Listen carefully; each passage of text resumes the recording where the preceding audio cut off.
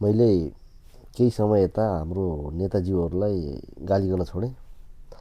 एमालेको अधिवेशन ताका मैले हाम्रो सम्मानीय भूतपूर्व प्रधानमन्त्री केपी शर्मा ओलीलाई ए बुढा अब त नयाँलाई छोडिदिने होला भनेर कमेन्ट गरेका थिएँ। अनि केही समयपछि केपी शर्मा ओलीको फेसबुकबाट मलाई भिडियो कल आयो। अनि भिडियो कल आएपछि मैले अब फेक पो हो कि त्यही पनि एकचोटि उठाइ हेरौँ भनेर उठाएको त।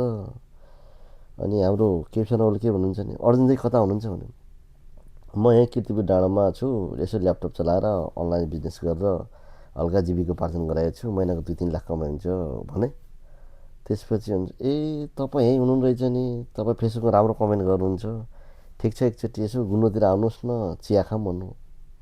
त्यसपछि मलाई लाग्यो होइन हाम्रो केपी शर्मा ओलीले कमेन्ट पनि पढ्नु रहेछ।